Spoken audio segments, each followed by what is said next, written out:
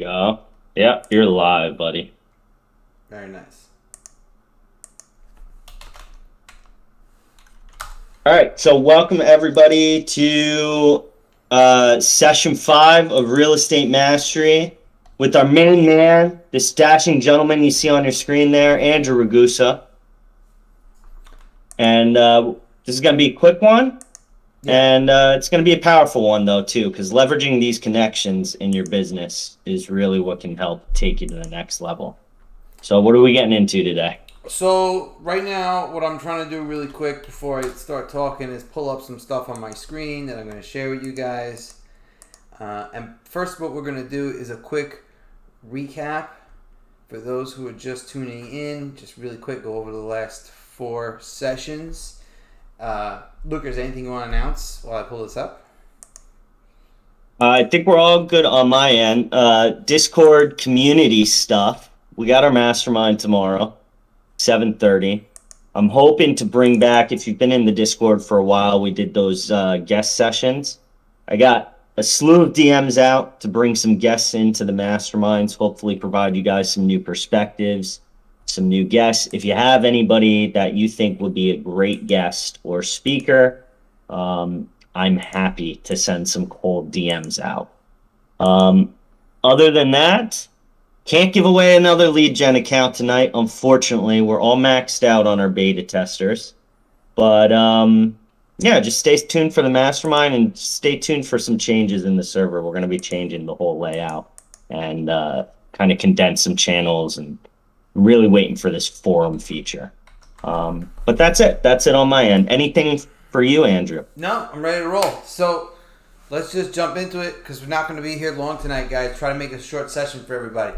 So recapping what we've talked about so far, in lesson 1, we were talking about mindset, right? And I really wanted you guys to focus on personal integrity. What does it mean to have high personal integrity?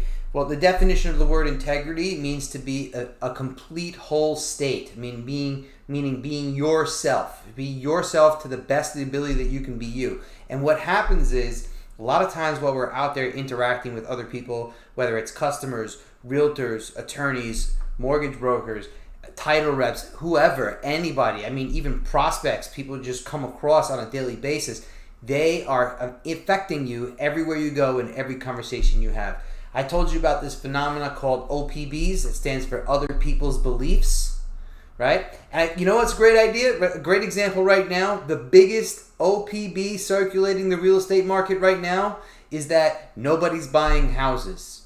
And I bet you, as many realtors as you know that are slow and not having sales, there's still a whole bunch of realtors you do know who are slaying the game and having sales anyway. Luca, can you think of anybody? Oh, dude, tons, man. Sirhan's still out there killing it, right? Right. All the big celebrity agents are still out there. And you know what? They're probably feeling it just like we are, but probably not to the extent that somebody who's, only got 2 or 3 deals cooking, if that, right? I'm not even talking about celebrities, bro. I know realtors who are just here on Long Island that do like about 60 to 70 transactions a year, and maybe instead of doing 70 transactions this year, they're doing 50. But that doesn't mean that they're not performing, right? And we have others who are doing 10 to 12 transactions a year on average, which is nothing wrong with that. That's fine. You're probably making yourself $100,000 a year, right? But they're down to like 3 and 4, and that's a huge drop. When you're only making $100,000 a year and you lose half that income, that's a problem, right? But what's the difference between them and others? The biggest difference is the beliefs that they have, the mindset that they're approaching. Those top producers that are having 50, 60, 70 transactions a year, even in a tough time right now, they're doubling down on their action. They're putting out more communications. They're sending out more things, and they don't care what people say to them. They don't care that mortgage rates are going high. They don't care that people are afraid to buy, and some people are putting it off. There's still plenty of people who have to sell, and they're going after those sellers because now those sellers aren't going to have an easy time selling on their own, and somebody's going to buy the house if it's priced right. So they're still out there killing the game, and there's no reason why you can't. The point I'm making is that when you hear an idea or a belief that does not serve you, it does not help you, it's not something that's going to make you better, make you stronger, I would suggest that you refuse to accept that reality. You have your own reality. It's based on what you know, experience, see, and do every single day. And there's people out there making money right now, then you can be out there making money. It's really that simple. All right? Week 2. What did we talk about in week 2? Week 2. Hold on. Let me pull up the agenda here. Week 2 was...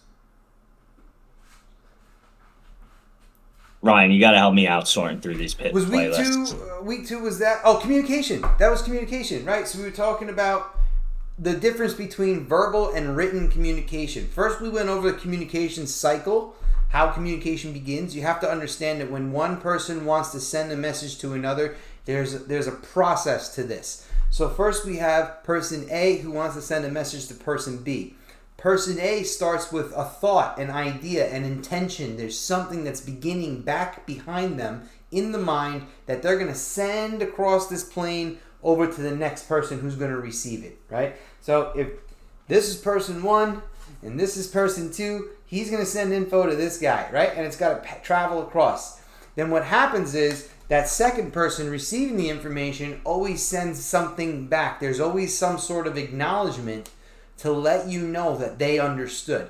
If you're talking face to face, the acknowledgement is sometimes not even spoken. You can just see it with their verbal cues. The visual cues. You can see on their face when they understand. Sometimes a head nod or something like this, like, oh, okay, like they get it, they understand.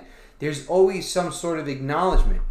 So when you're communicating with your customer, if you're mindful of the communication cycle, you need to understand that, first of all, when we send something to them, we communicate to that customer, we're not going to move past something unless we know they understood it. If you don't see those visual cues that they understood what you were communicating, like saying something like, okay, I understand, I get it, or you see in their face that they fully understand, they're nodding, and you could ask a follow-up question. Does that make sense? Is there any part of that that's confusing? Which you guys hear me do that regularly, right?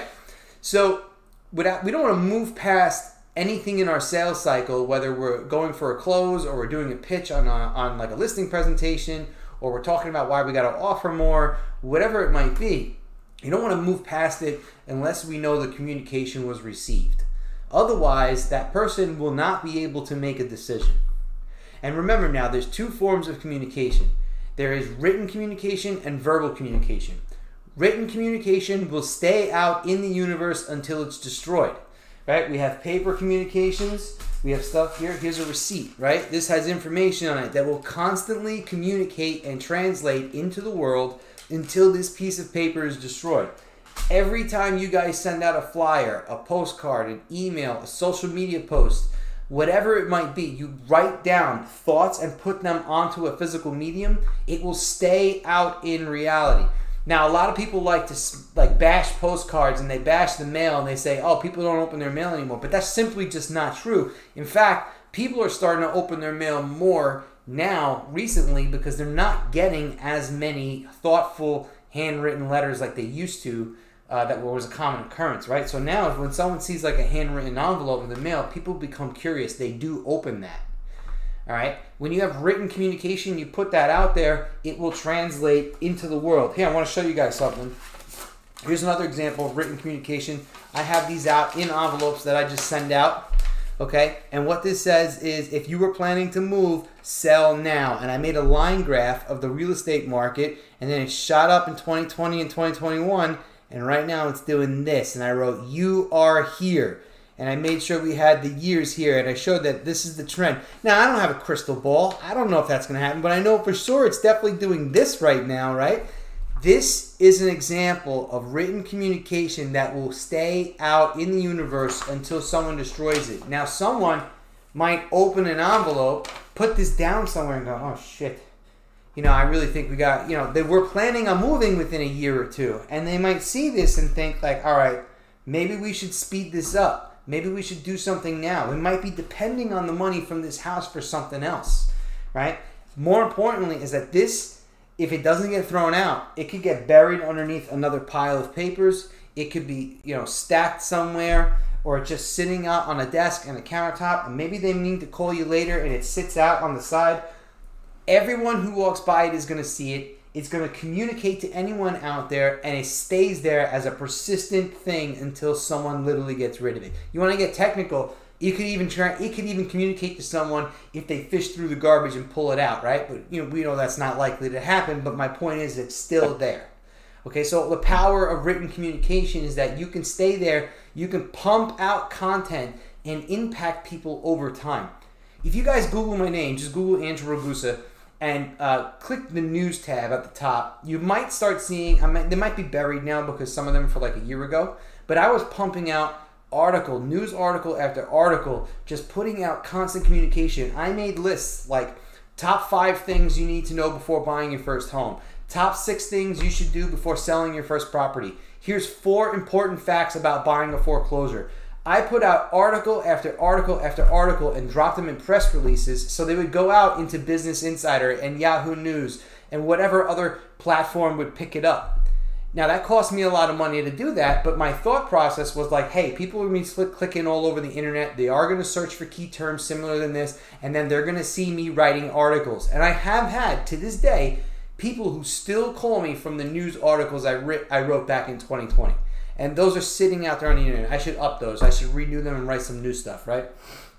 But that's written communication that's staying out in the universe. The next part of that was verbal communication. Now, the verbal communication might be instant, and it doesn't have the same longevity where it lasts as long because we communicate a lot in a short period of time. But the ability to influence is sky high when it comes to verbal communication. And the reason for that is because verbal communication uses emotion.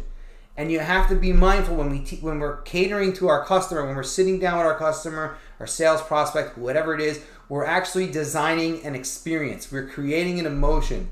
So the tone at which we speak, the mannerisms, how we present ourselves, everything about that whole moment, all that communication is being sent to that customer. If you're sitting with a customer in their house and you're not dressed properly and you're not, you're not only bringing out your whatever it is, you got your computer, your flyer, whatever you do to show people something. Instead, you're just sitting there kicking back with your feet up. You look like you're communicating that you're not on your A game versus the other person who comes in, and even though like I know, a lot of the stuff that people print out is nonsense. A lot of the stuff that people print out doesn't mean a lot, but you got to think about what the prospect is looking at.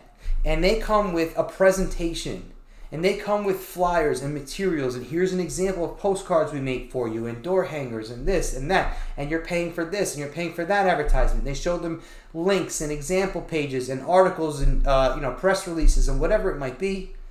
That is an experience that all is communicating back to the customer. So it's not just how you speak, it's how you present yourself, and then the emotions that you use during the presentation. People will buy from the person who makes them feel good. That is the rule of thumb.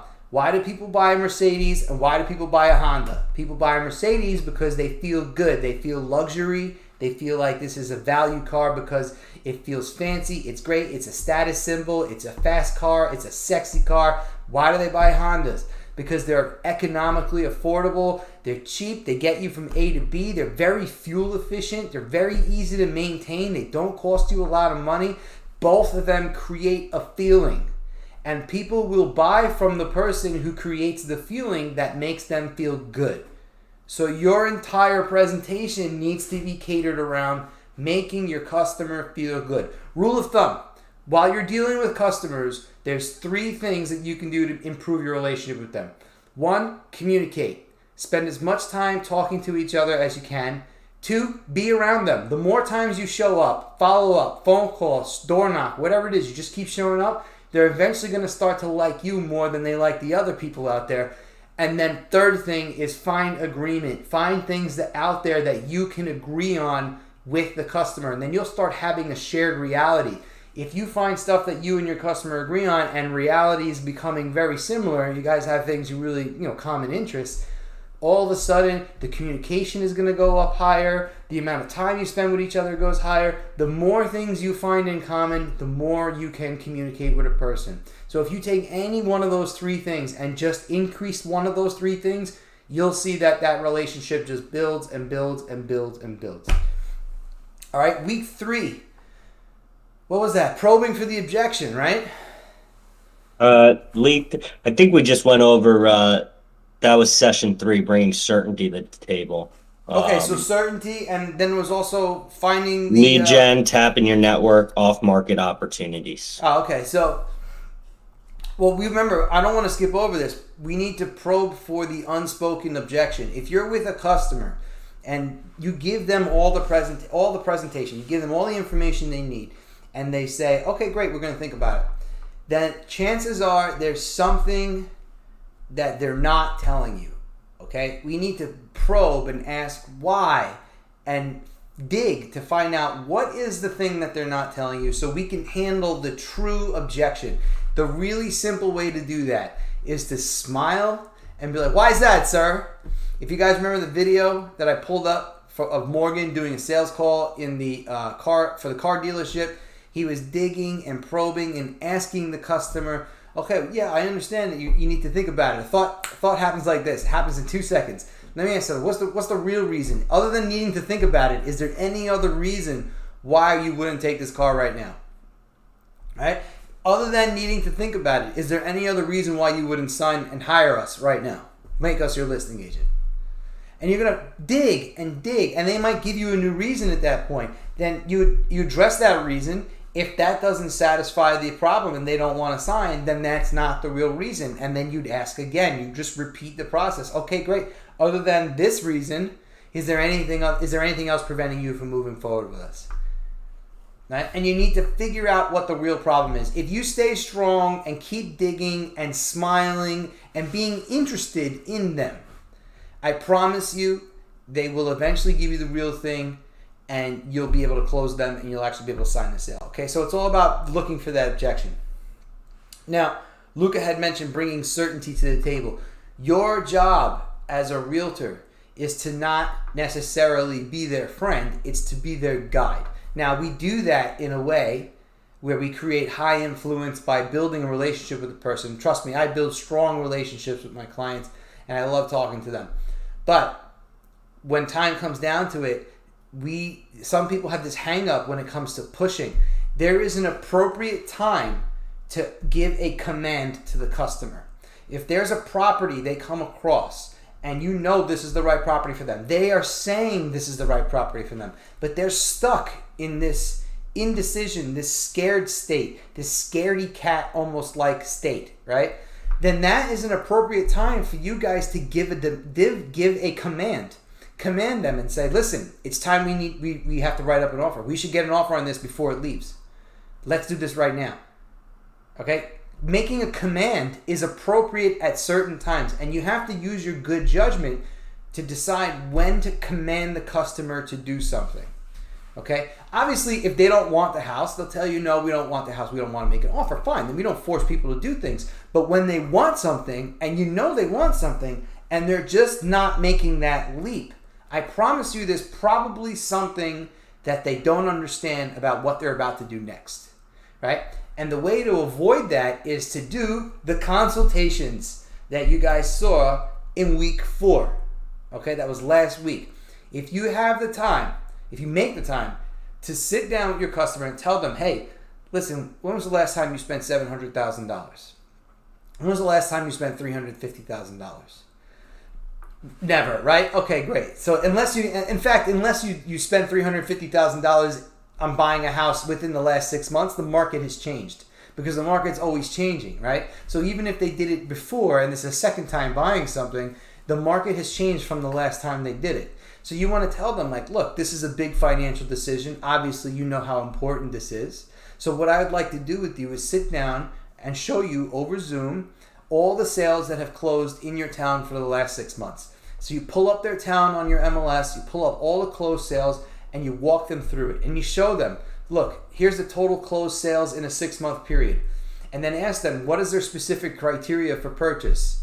if you put in their criteria and you notice that only out of 750 sales that took place, there was only 20 of them that matched what they want, show them that. Break out a calculator on your computer and say, hey, look, we had 700 sales in the last 6 months. 20 of them are what you want. That brings you to X percent. Divide 20 by 700 and say, look, you have a 2% chance of finding the house that you want. Let them know. Show them these things. Make sure they understand that, because when you use the data and you illuminate things for them and give them proof, you're not just telling them things, you're pulling it up in real time, showing them, hey, look, this is what's going on here. You are now going to shatter their expectations that they had earlier, and you're going to refirm up new expectations. You're going to create a new foundation for what's going to happen going forward. Spend a little time pulling up comps for them, and then go to mortgagecalculator.org and learn how to calculate mortgage payments. If you don't know how to do that, you can sit with a loan officer, ask them. I'm sure they'll teach you. A good loan officer should teach you. Learn how to calculate mortgage payments and show that to your customer. Walk them through and say, hey, look, if you bought this house, this was within your monthly payment. Let them pull up a closed sale that they like and run the numbers for them. And you'll see, and if you remember back in the consultation I did, my customers started saying they can only afford $400,000, and I have them looking at $550,000 houses by the end of the consultation, because they didn't know what their monthly payment was going to be. And when I showed them that they can afford more, all of a sudden they're open to it, and they're out there looking for those $550,000 houses. All that took was a little bit of educating and showing them that this is real, that you can do this. You can't expect people to do something for the first time and make all the right decisions. It's just not logical. Think about the first time you did anything, the first time you rode a bike, the first time you went down a slide in the playground. Think about it. When you're a little kid and a little kid runs up, first they go up the staircase on the slide and they sit down at the top. They don't, in the first time they're ever doing this, you hesitated. You don't just jump right away. I mean, some people might be lunatics, but a lot of people mostly hesitate. They don't know where they're going. They're afraid to let go of the slide until the other kids come behind. They're like, move, go. And then you have no choice but to slide down. And you slide down that slide. And then all of a sudden, you loved it. It was a great experience. And you run around, climb up again. And then before you know it, the kids are going head first down the slide. They're going backwards, laying on their stomach. They're doing whatever. Because once you do something, you are more confident the next time around. And the goal of the consultation is to make the customer completely confident when we get out there. Before we see houses, this customer is going to know exactly what to do. I'm not going to leave them in the dark and make them figure it out as they go, because then they're not going to make logical decisions. And I can't blame them for that. That would be my fault. If I don't teach them beforehand, it's my fault. If you're showing your customers 10, 15, 20, 35 houses and they still aren't making offers, that is your fault. They don't understand something. They don't know what their expectations are. They might not even know what their house they want yet. The point is that they don't know what's out there. If you sat them down and showed them comps and you show them, hey, look, here's the last 6 months, all the houses that sold in the budget that you can afford, right? And we pull up their numbers. You pull up the closings that happen within their budget, and they can flip through and see, and they say, hey, that one's not bad. This one's pretty good. All of a sudden, they know what to do. And you can show them the budget for the numbers above. I've taken people who, from numbers that they thought that they can buy at 500 or whatever, and I started showing them 700. And they're like, oh, the house is great, but I don't want that monthly payment. Okay, fine, great. So then we don't have any more confusion on that subject. We move and we concentrate on where they need to be.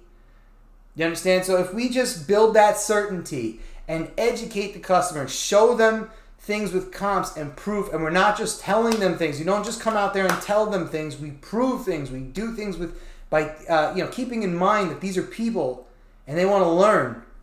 Then I promise you, your closings are going to go up at a tremendous rate. You guys will show less houses. You'll make higher offers. You'll make offers that are going to get accepted, and it'll happen like this. It'll be like magic. I promise you. Educate the customer, and you will see a night and day difference in your career. Anybody have any questions about any of that recap? No, just kudos, man. I actually have a comment though. The objection, I need to think about it, right?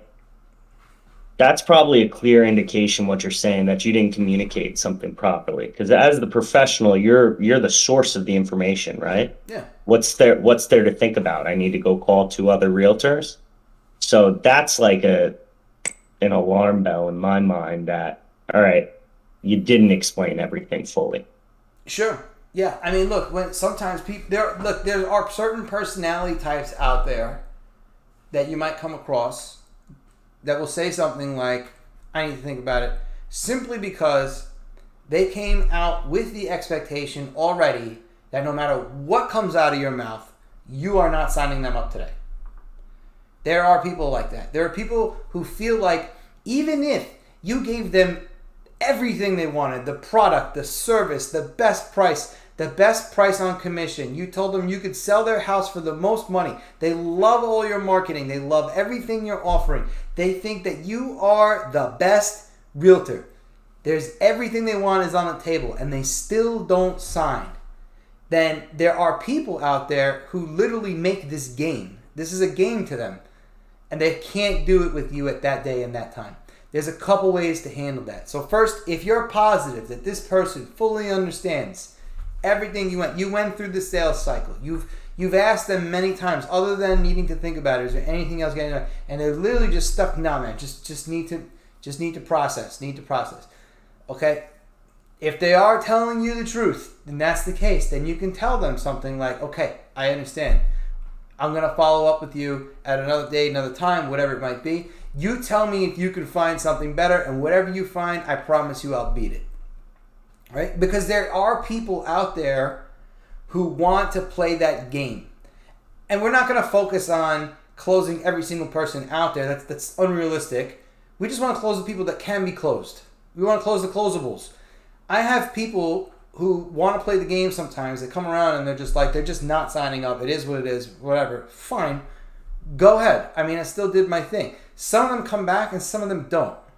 And it is what it is. I'm not going to beat myself up over it, because I have done that too. I've done that to other people where I know I'm going into this sales presentation and I'm just not buying today. I really not buying today. And there might be something about the guy who's giving me the sales presentation. I just don't like the person. He's not making me feel good. He's not agreeing with me. He's constantly making me wrong. He's just saying things like, no, that ain't right. You got to do this. You got to do that, whatever. I mean, you guys remember from one of the other lessons, always agree with your customer, right? Because we're creating a feeling with them. You want to make them feel good around you. If people feel good around you, they buy from you. But sometimes some people out there just want to win by not letting you have a win, right? Those people, we follow up with them, we do our thing, but they should not be taking up all the attention in your mind.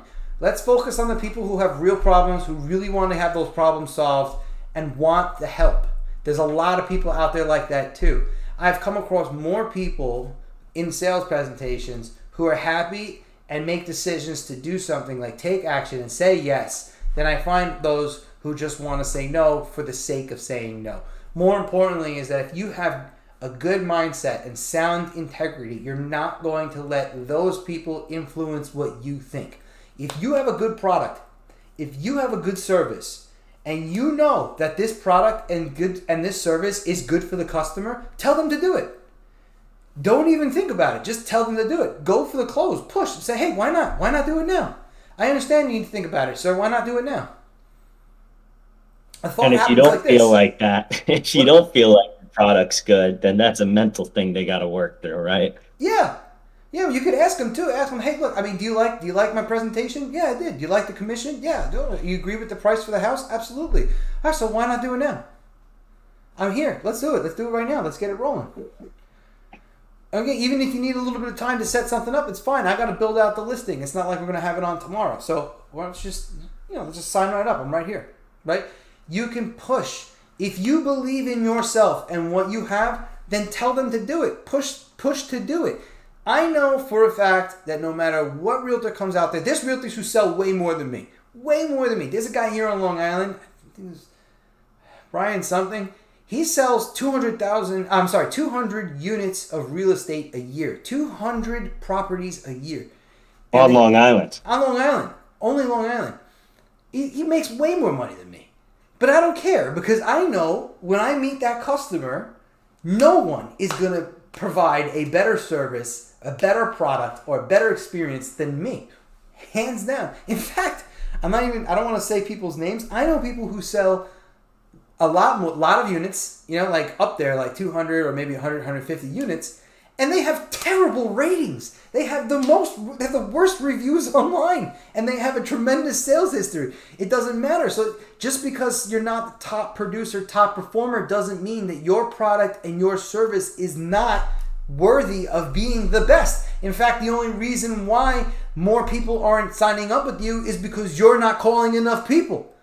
You need to be out there getting in more people. It's all about getting in people's faces. That's exactly what we do, is get in front of people. If we're not buying leads, if you need to buy leads, then up the ad spend. If you can't up the ad spend, you need to pick up the phone and send out more communications, whether that's by call, by text, by email, whatever it might be, by letters. You just need to outflow. Throw out information into the universe. I promise you requests will start coming back in. Outflow will equal inflow. Okay, so the more you put out, the more you're going to make. As for that guy who says I need to think about it just for sake, you need to think about it, screw it. We're going to have more customers anyway. Okay, we're not going to close everybody. We're going to close who can be closed and go for the path of easiest resistance. Does that make sense? 100%. Any questions, anything you want to talk about before we just jump into the lenders and attorneys? No, I just want to say we have a poll going in the live chat. You try to get a listing with one meeting or two, and I want to know your opinion on that, Andrew. I mean, obviously I want to do one meeting, but it doesn't mean it doesn't happen. I've had to go back for two. I don't think anyone should have this expectation that all people have to be closed on the first try, otherwise you lose. I will close some people on the first try, and then I will keep following up and get them later. It does not matter. There are some sales companies I know. Like, there is a big construction company here on Long Island. It's called Power Construction. And they have such strict rules with their sales team. They will not pay the salesperson if they don't close the customer on the first deal. Meaning the first contact. The first time they cold call them or set up an appointment, if there's an inbound lead especially, you have one time to go to that customer's house, give them an estimate, and make them sign up. On that first meeting, if they don't sign up and they come back later, you do not get paid. That's how they run their business. So you know what those salespeople do? They act like pit bulls. They just bite and they will not let go unless you sign up. You have to literally tell them, get out of my house. Shout out Anderson Window Company. Hey, 5 hours I'm trying to get this guy out of my kitchen. You see what I'm talking about? Because he knows he's not going to get paid if he doesn't sign you up right there on the first try. 100%. Right? But that's the difference between the people who are closing on the first time and closing on the follow-up. It doesn't matter. We're not in a business where we won't get paid if we don't close them on the first time. We can get them later. In fact, we can build a better relationship by following up than just being that guy that's leaning in. Sometimes people sign up and they're not even happy that they signed up. You got to hope that job goes well. If the job goes well, they're going to be happy. But if that job doesn't go well, which in construction, that job does not always go well. Trust me, that's just a common thing. It does not go well. That customer is going to hate you. And it's going to affect you that you had to close and lean so hard, right? So luckily, we're in a business where we can do constant follow-up and keep being out there, keep building that rapport, keep up with the communication, keep finding agreement, and you will see that the person will just like being around you more and they will work with you. All right, so look, I'm not going to overcomplicate the attorneys and the lenders thing, okay? When you find a lender that you want to work with, this is what you need to look for. Will they, A, pre-approve the customer fast, okay? And I'm not talking about light scrubbing. Credit pull, ask for tax returns, pay stubs, and verify everything. If that does not happen, if they just say, oh, they told me their income over the phone, everything's fine, and they did not pull their credit, and they did not read their tax returns and verify something, tell that lender to take a hike, okay? That has happened to me countless times, And many, many times it has backfired on the customer and me, thinking this person is solid, and now I look like an idiot to the listing agent because I was pushing and pushing and pushing. I'm like, no, don't worry, this lender's good. He's not going to drop the ball like that. And then they drop the ball. Okay? Credit pull, income verification, tax return verification. There is no exception for that whatsoever. If they don't do that, kick rocks. Tell them to get lost. Don't ever work with them. If they're going to cut corners on the most important part of the process, like qualifying them in the beginning, so that you don't drive around showing properties to a buyer and waste your time with someone who might not get that loan later, that person is an asshole. Okay? To put it lightly. They are wasting your time. Do not work with that person. The second thing is, there are many lenders out there who will do that, who pre-qualify the person correctly, and they will market with you. They will dump money into your ads. They will help you with printing flyers, printing postcards, making promotions, putting money into Zillow, into Realtor.com, into whatever website you want, Google ads, whatever. They will co-brand and market with you, because the more leads that they help you get, the more you're going to send back to them. So don't be afraid to ask for co-marketing opportunities. You can go to these lenders and say, hey, look, I want to start this, obviously I'd send them some leads first, because I like to start the relationship off by giving. That's just me personally. I always start the relationship by giving them something. And when things go well, I say, are you interested in co-branding with me on Zillow? Are you interested in co-branding with me on Google or whatever? I do spend money on ads. I always have, and I always will, because no matter what I'm prospecting, I still like people calling my phone and saying, I need help. I would like to see this house. I'd like to see that house. I hate giving money to Zillow. I'm currently not doing that. I'm just giving the money to Google. But some people love Zillow, and I don't have anything against Zillow leads. I just don't like Zillow as a company, so I just don't want to give them my money. But a lender will brand with you. They will market with you, so don't be afraid to ask for that. When it comes to the attorney, the chances of them referring you is very slim, but they can do something very valuable for you. They can give you their cell phone number and be available. Now, when I have my customers, what I like to do is take my lender, my attorney, my customer, and me, and the four of us are in one group text. We are only communicating in that group text. I don't care what we want to talk about, unless you want to talk to me about something that's not related to the transaction, and you want to just whatever, we're talking about food or we're goofing off or whatever, fine.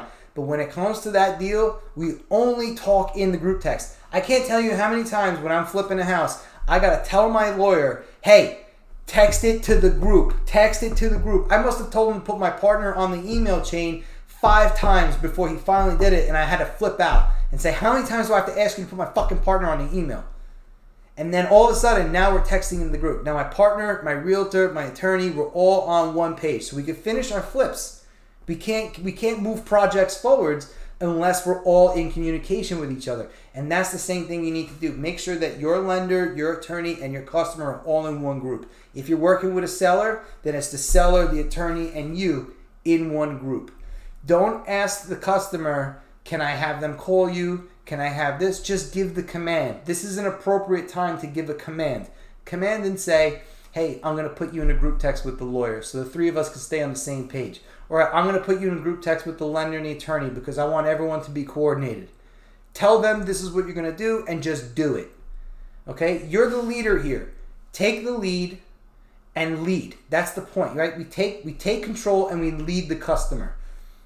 Some people don't like group text, but you know what? This is an important time. If it's not going to be text messages, then do it through email. Make sure that there always is a chain email or text going. If we do that, we'll all be in good communication. Now, really quick, I want to show you something that I've been doing. I think you guys are going to really like this, and I'll show you that's been making me money. I've been finding leads, and I've been connecting with a lot of business owners. So what I started doing was, instead of just only door knocking through residential neighborhoods, I started door knocking businesses. And I started going to other businesses out there, and I just started saying to them, hey, I got a newsletter I've been writing, and I want to put your business in my newsletter. Would you like to do that? It's free. I don't charge them anything. I just need something to talk about. And I've got plenty of businesses who signed up and say yes. And they give me their content. They gave me their logo. They give me their menus. Some of them are giving me coupons. Some of them are giving me promotions, discounts on stuff. And with this, I'm able to send a once a week newsletter to all of my prospects. I drop it out on every Sunday because Sunday's a chill day. People relax. It's very likely that they'll flip through and read it on their phone. And every Sunday, they're going to get something going on with the businesses on Long Island. So for this one that you see on the screen, this was Big Belly Barbecue. And I was telling people about how delicious it was. They have their menu options here. They gave me coupons that the customer can print out. Now, it just so happens that the guy who owns Big Belly Barbecue over here, Big Belly Q, he wants a bigger restaurant. So I don't normally do commercial leases, but what I did was I connected him to another commercial broker that I know that only does tenant leases. And he's already sent him 6 properties. And they're in love with some of the stuff that they're sending because right now they're operating out of a place that's about the size of a Chinese takeout restaurant. And they want to expand to a restaurant with a full seating area. What were you going to say? No, I was just laughing. I was laughing. So, You said you're from Long Island? what was that? You said you're from Long Island? Yeah. Yeah, same. Where are you from? Like, what town you in? Okay, we're just in the middle of something. We'll talk about it later. So, Yeah. so Schmoop, basically, we're doing a class. It's live streamed on the YouTube. Oh, shit. Yeah. So, guys, what I'm trying to show you is I found this, I was walking to businesses and I'm asking them, give me some content that I could pump out to my customers and just keep my customers informed of what's going on in the area. And then I build a relationship with this guy. He wants to lease a bigger space. I put him in touch with the leasing broker. I'm getting 25% of that deal because I don't want to do it myself. So they're just going to take a referral fee on it. And I've been talking to him about barbecue, going back and forth and communicating. And he's even like, we've been chatting for a little bit, literally like talking about food and how we love to do things. It's like, it's just awesome. It's been an awesome experience going from business to business. Last week I sent out this one, which I can't pull up. I think I deleted it. This is the one that's coming out this Sunday. In Long Island, it's restaurant week this week coming up. So there's going to be about 300, 400 restaurants that are participating all around the island. And you could get a prefix dinner for these prices here at tons of different locations the whole week, November 6th through the 13th. So I'm blasting this out to my database because it's something to talk about that's happening on Long Island. When they click here, it's going to link them right to the page where they can see some of the restaurants. And I took some of the restaurants and I posted it right here. At the bottom, they can click here to see my Google reviews, my Instagram page. Here's my IDX feed for my website, and then my actual company website. So I've been dumping this out once a week just to keep in touch with people. But by going around door knocking with other businesses, I'm actually able to start building relationships with people. And I found people who are going to be buying houses, who are going to be, wanting to expand businesses and doing different things. This is a really simple way to lead generate and pair your business with the other businesses in the community. You know who It's such a win-win situation, too. Home because run. one business doesn't want more exposure. Yeah. And I guarantee they're never going to be like, well, consider it, but how many people is it going out to? Never. You want to know something funny? I had, the first day I went out doing this, I didn't perfect my script yet, right? So the amount of people who said, nah, no thank you, was really surprising. I'm like, nah, don't want to be it. I had to start changing my script around, and I was like, all right, why are people saying no? Like, who would say no to free promotion? Like, I don't understand, right? So then I started approaching it differently, and I started saying, hey, listen, my name's Andrew. I'm a local realtor, and I give them my card every single time. Like, here's my card. The reason I'm here is because I write a newsletter to keep in touch with all of my past clients and people that I'm, prospecting, keeping in touch with. And I need stuff to write about. So what I like to write about is what the businesses in the community have to offer. Can you tell me what your business offers? I'd like to just tell people about it. It's free. And when I put it like that, they're like, okay. And they ask me, how many people are in your CRM? And I have about 5,000 contacts in this CRM since I cleaned it up. So I tell them I'm sending it out to about 5,000 people. Free marketing for them. They don't care. I literally give them my card and I say, just email me what you want me to put in the ad. So then I didn't even have to come up with content. They literally send it to me. This guy owns a Greek restaurant. He sent me his entire prefixed menu for the Greek restaurant. He said, take whatever you want out of it and tell them about the restaurant. He said, feel free to clip images and do what you want. So fine. So I did something like this, Andrew, once. I had a local breakfast spot that I went to every single day, and I built up a great relationship with the owner. And I had an email list of about 1,500 local people from cold calling. And it was right around August or autumn. And I said, hey, listen, I want to run a promotion. Would you be willing to give away a free small cup of pumpkin spice coffee with the purchase of a breakfast sandwich? Smart. And he said absolutely, because if you buy the $9 breakfast sandwich, yeah, he can throw in a small coffee. It costs him 5 cents. So I printed out a thing I made on Canva with my business information, his business information. We slapped it right up next to the registers in 2 of his locations, and I promoted it on my weekly email. And I'll tell you, for the entire month we ran it, I had people who would go in this, see my face, see my business, and they would text me and they would be like, thanks for the cup of coffee. Haven't talked to the people in years. It's awesome. I mean, it's a great idea. See, I said I was perfecting my script. So now what I'm going to do is do what you did and help them come up with some sort of promotion, because they might be thinking in their minds, oh, I got to give something away for free. But they might not realize something simple like a cup of coffee, right? That can Costs go a them long nothing. way. And yeah, and you tie it to a monetary free cup of coffee with every purchase over $15. Right. If they're a good business owner, they know their margins. They know on that $15 they're making more than enough to cover the coffee. Luca, have you ever tried cryotherapy? No. So, do you know what it is? Yes, Okay. but let's assume I didn't know all the intricacies. For those of you who don't know what cryotherapy is, this is a chamber that you would step into, and then it gets pumped with nitrogen, and the temperature drops down to negative 250 degrees, and you freeze yourself for 3 minutes. Your body goes into a state of shock. You'll feel your fat just freeze on the side. I'm not saying it's going to go away, but you'll feel like the sides of your body get frozen. And then when you come out, your body has to pump all these endorphins and different types of adrenaline to pump your system so that you're not in this panic shock state anymore, and you feel amazing. You also burn a tremendous amount of calories. You have great sleep, and all of the inflammation that's taking place in your body has to leave.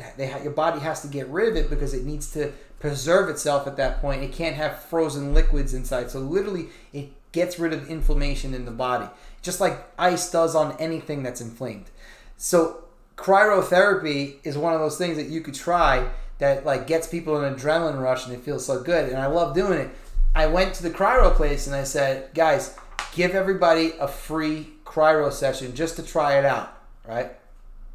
Now I know that if they let you get into the cryo chamber one time, try it out, do it on a low setting, whatever, you're going to come out feeling all that adrenaline, all that pump. You feel great. You know how easy of a sale it would be for me to get you to sign up while you feel like $10 million coming out of the cryo chamber? I'd be like, all right, great, let's buy a package. Let's sign up, right? And I explained this to them. So they're all for it, and they're like, okay, we'll give away a free session.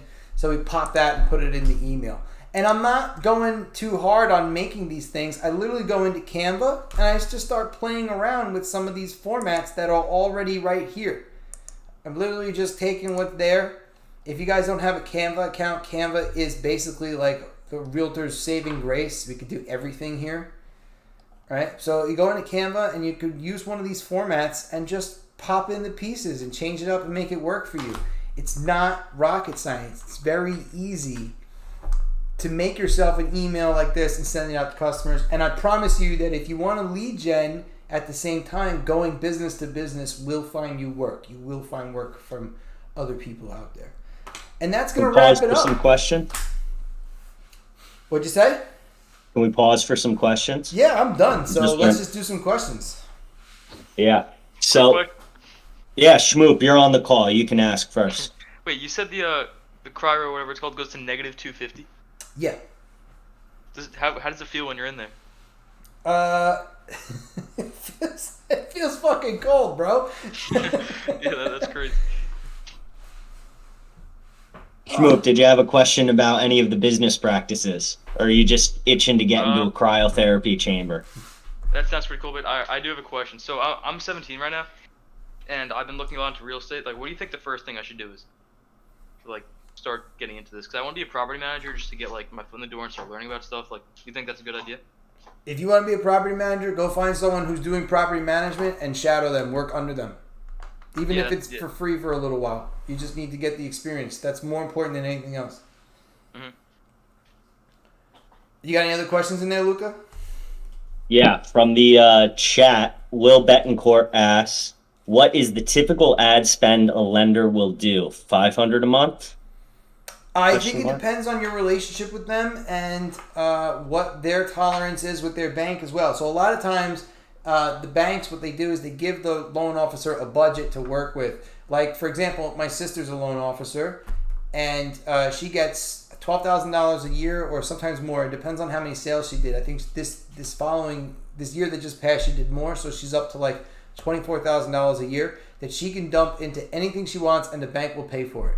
Then, beyond that, the loan officer will pay for things themselves just because they want to make the money with you, right? So you want to have that conversation with them and see what they're willing to spend and what's out there for you to leverage. Like, for example, if you're going to dump money into Zillow, at least here in Long Island, if you're not spending at least $1,000, you're going nowhere. They'll give you one lead, which I think is trash. 2% right? conversion rate. Yeah. With a what?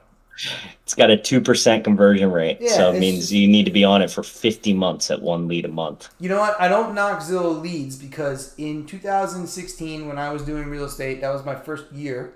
I got my license in November 2015. So 2016, my first year in real estate, I signed up with Zillow right away. First thing I did was open up a zero interest credit card and advertise with them. And I had a $350 budget, which was a lot for me at the time because I had no other income. I was just a full-time realtor. But Zillow was sending me almost 50 leads a month. So I would close people even though I didn't know what I was doing, what I was trying, because I was seeing so many people that some of them just wanted to buy properties. Right? So it worked for me at that point. And I actually built a nice database, and I closed some of those customers years later. Even to this day, I still talk to some of those people just because you keep in touch during follow. But those numbers are not what they're offering anymore. Now they're charging way, way more for an absurd amount less leads. So for me, that's why it's a no-go now. I don't touch it. It's not near where it used to be for me. Yeah. So to summarize the question, just so we don't move on, Will, a lender will spend what it's worth spending on you. Whatever you approach these vendors with, it's got to be a win-win, right? Yeah. And it also depends on what you want them to spend on. Like, for example, if you want them to spend on Zillow, they probably know they got to put at least $500 to $1,000 in it to get one or two leads, right? And that means that you're going to put the same. So you're both getting a 50% discount. But if you go to a different something else, like sometimes you can do flyers or whatever it might be, their budget for things might change, whatever you decide to do with them, based on what they think the returns are going to be. So that's why I'm telling you, you have to sit down and have a conversation with them. But a lot of lenders are very open to co-marketing opportunities, especially if you start the relationship by giving them a lead. Give them a customer. I don't go to anybody with my hand out and say, please give me. I always give first. Give first. And then you'll see that people will want to reciprocate. They will want to do something. You think it's beneficial to find somebody who's kind of at the same level in their career as you? And the reason I bring this up is because I have a lender who I've worked with for years now, back to when they were the preferred lender for the entirety of my company.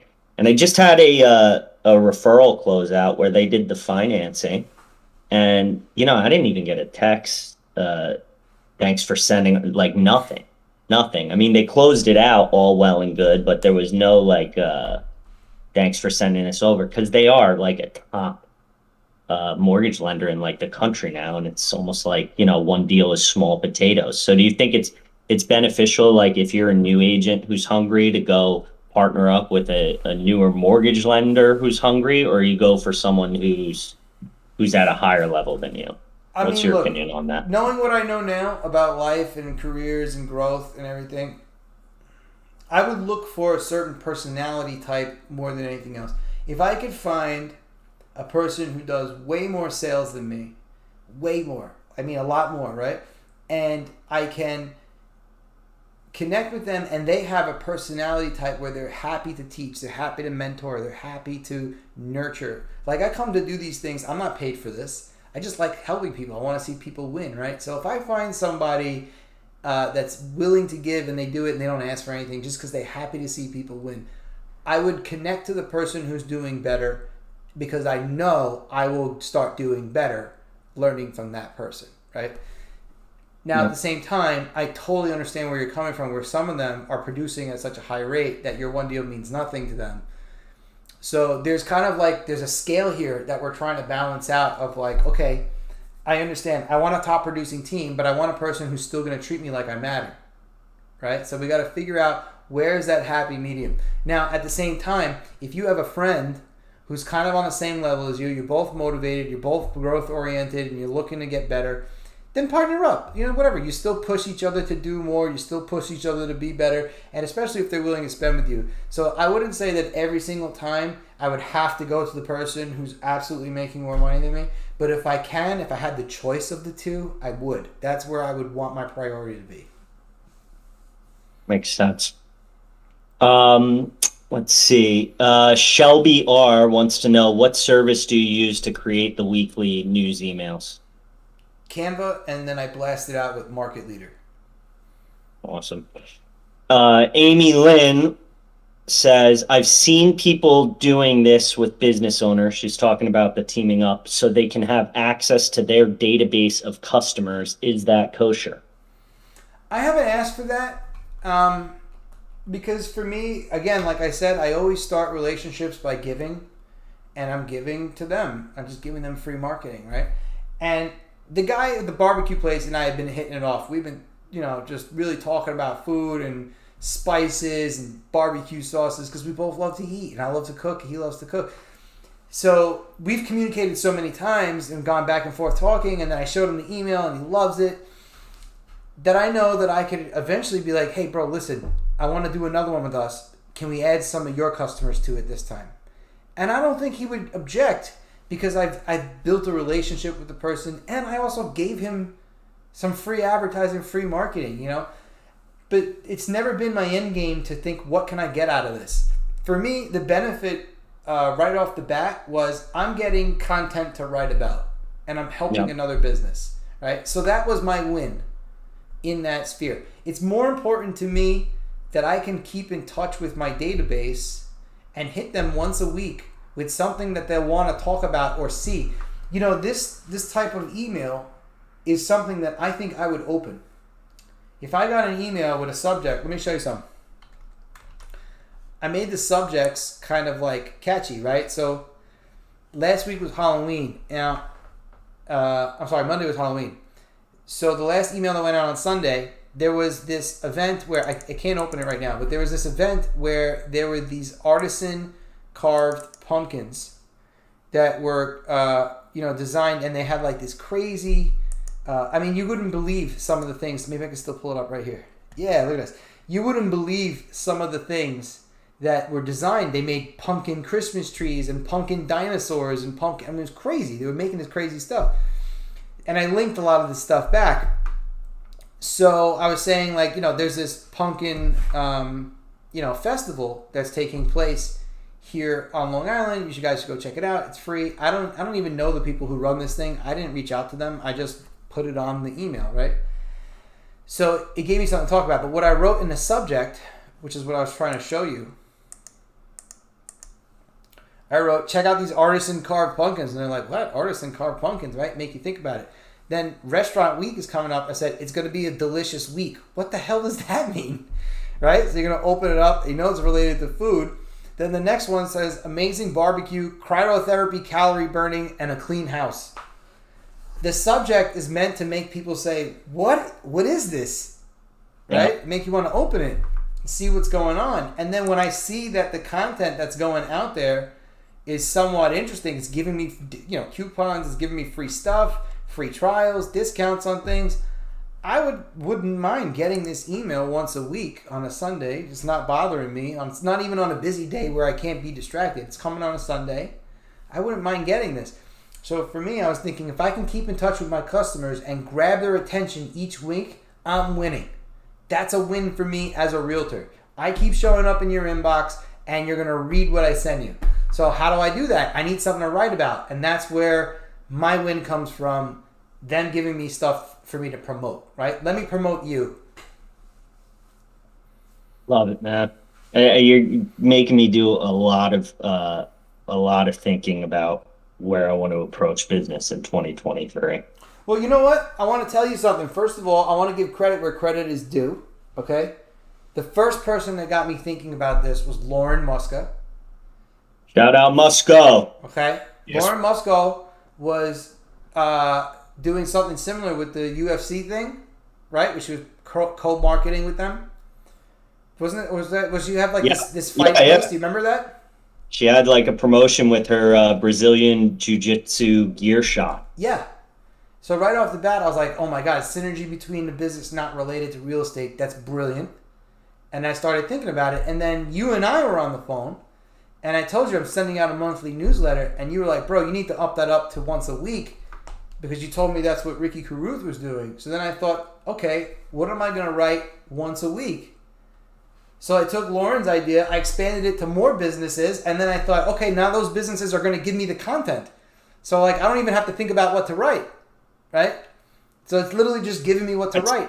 It's full circle, man. You're making a valuable connection in the local community. You're getting content for your weekly marketing that's going out to other people. You're filling your database with these business owners, right? And you're providing value in your emails instead of here's the rates or whatever boring thing we can put in, right? Yeah. Because we really just want to stay top of mind. When somebody thinks real estate, you want to be the first two names that they think about, right? Yeah. And by getting them to open these emails and the creative subject lines and actually providing value, you said that earlier, you know, they're already giving me value through the content, right? Yeah. I mean, look what I wrote here. Friends, there's two things I know about in this world, and they are real estate and food. I would never point you in the wrong direction when it comes to these topics. Rates may be going up for mortgages, but I promise you, if you check out Big Belly Q in Smithtown, you'll be putting down some serious, savory deliciousness. That's what You I write wrote. that? You wrote that? I wrote that. Hell yeah, man. So I literally took rising That's mortgage some gold rates. right there. What'd you say? Dude, I want sign me up. Sign me up. Get me on I mean, that. when they reincarnate. I took rising mortgage rates and put it back to barbecue. You get what I'm saying? So, like, I'm still talking about real estate. I'm not even leaving it out of the subject. I'm still talking about real estate. That's the point I was making. So, and the other thing I was saying here before was that I took this idea came from three people. This came from Lauren, Luca, and then Luca telling me what Ricky Carruth was doing. So I literally took three things that were here in the Discord and I combined them to make my own product, and here it is. Right? So I'm not trying to reinvent the wheel. I'm like, okay, that looks good, that looks good, that looks good. Well, what if I put them all together? Love it, man. Love it. Hey, we got one more question in here, and I know you had a hard stop after the hour, Andrew, but you spoke about how to vet a lender. What about vetting an attorney? Okay, yeah. Look, like I said before, attorneys are not going to have too many opportunities to refer you. What I look for in an attorney is easy communication. I want your cell phone number. I want you to pick up when I call when you can, obviously. If you can't pick up 24/7, I totally get that. I'm not unreasonable. But I want to be able to get you easily.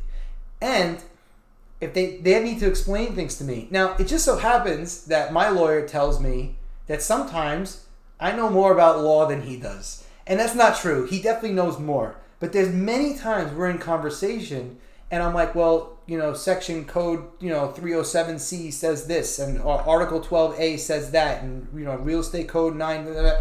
And he's like, dude, I don't even have that shit memorized. How do you have that memorized? Right? So when I talk to my lawyer, I know what's legal. I know what is and what isn't. And there's many times where we're just like on the same page with each other. We're just vibing, going back and forth. We could talk real scenarios, consequences, how to leverage things, how to take advantage of certain things that are in place. What are the costs to litigate? What are the costs to do things?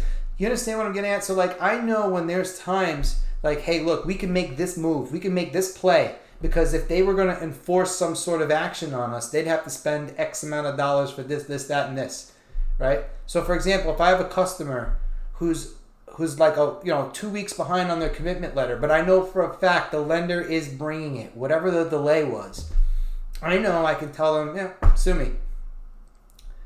Right? They're not gonna get out of this deal just that easily. It's not gonna happen that fast. I'm not saying sue me, but they can just tell them like, hey, we're gonna do this, we're gonna do that move, because we know it's not gonna happen like that. But the fact that you can chat with your lawyer, learn the ins and outs of things, and do things so that you can understand what's happening on the law side, you'll become a better realtor. Right now I have a deal that's taking place where I was instructed by the customer specifically to not communicate to the listing agent. It sucks. It's a shitty thing that she asked me to do. But part of my fiduciary responsibilities is to be obedient. And she's not asking me to do something that's illegal.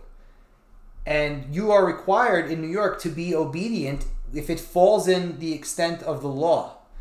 So when that listing agent calls me, I tell her, like, I don't know what you call me for. I can't tell you anything. And she's literally saying to me, where is the commitment letter? Why don't we have the commitment letter yet? And I said, just ask the lawyer to ask the other lawyer. And I explained to the listing agent, I'm like, you have to understand, I was instructed not to communicate. We are required to be obedient. I told her, I said, this is your agency disclosure form. You have the fiduciary responsibilities. It's old car, obedience, loyalty, disclosure, all those things. That is our duties. She's not asking me to do something illegal, so I have to listen to her. She wants all communication to go through her lawyer, then that's what's going to happen. It's not my lawyer, it's her lawyer.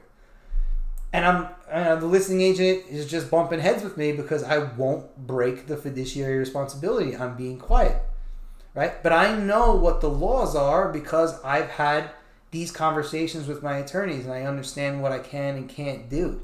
Right? And that's why I'm telling you, when you pick a lawyer, you want to pick someone who's easy to talk to, they'll communicate with you, and they will teach you things. You'll learn things, become a sharp realtor. You can't be touched so easily. You won't be intimidated easily. You get what I'm saying? Facts. Love it, man. Well, we're all good on questions. If anyone had any others, get it in here. But otherwise, I think we're going to call that a session, Andrew. Yeah. And I just want to say thank you again. Our next session, Wednesday, 7:30. That's the last and final one for a while, guys. And we're never going to do 7:30 again. We will never in our lives touch this 7:30 time slot ever again. Until tomorrow, the mastermind, 7:30 p.m. That's different. Hope to see you guys there. That's No completely video. different. We're just chilling. We'll end up talking about this session ideas. I would love you guys. I mean, Andrew gave us some gold tonight. Chew on those ideas.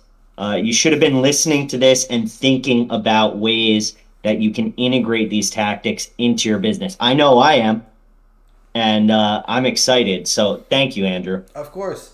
Hey guys, I'll be in the classes chat for a little bit. If you want to come chat for a few minutes, just like always, I'll be in the classes chat. Yeah, we're in the Discord, in the voice channel under education events. If you wanted to talk mano a mano with Andrew here. So he usually stays about 10 minutes after these sessions. I think we're good to cut it there. Thank you all for joining us, and